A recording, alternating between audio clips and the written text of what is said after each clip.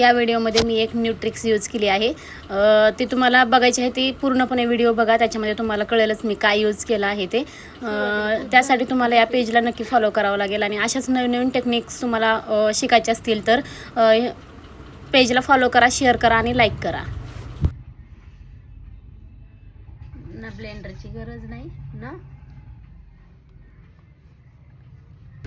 Baby cream फेसला लावल्यानंतर पूर्णपणे merge होऊ द्या, त्याच्यानंतरच पुढची प्रोसेस करावी लागेल.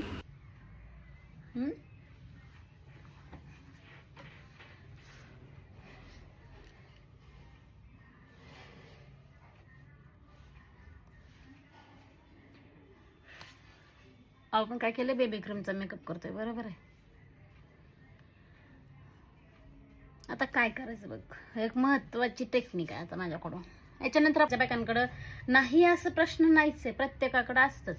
तर अशा वेळेला काय करायचं, कुठली पण कॉम्पॅक्ट पावडर असू दे, ती कॉम्पॅक्ट पावडर घ्यायची आणि आपली पॉन्ड्सची क्रीम घ्यायची, पॉन्ड्सची पावडर घ्यायची.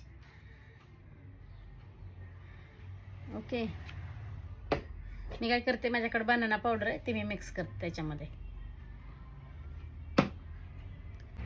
मी काय केलं, 2 पावडर मिक्स केल्या, बरोबर आहे. पावडर लावताना टॅप टॅप करूनच पावडर लावा, असं घासू नका. जास्त घासलं तर व्यवस्थित बसणार नाही लेअर. सुरुवातीला मेकअप खूप डार्क झाल्यासारखं वाटेल, पण जसं ते मर्ज होईल तसं खूप छान दिसते, एकदम सॉफ्ट सॉफ्ट वाटतं.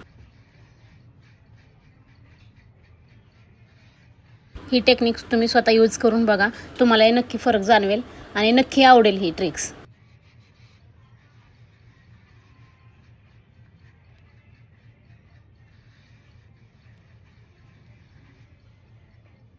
काय करायचं, आपण काय करतो, आयब्रो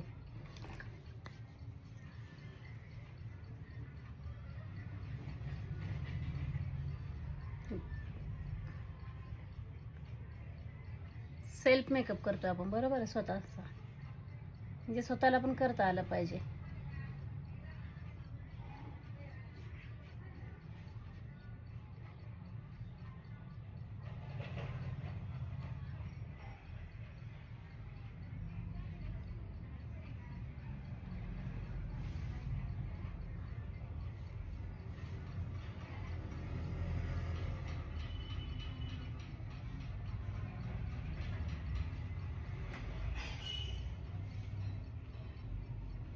तुम्ही टेक्निक यूज करता की नाही ते सांग बरं. नाही ना, कोणते?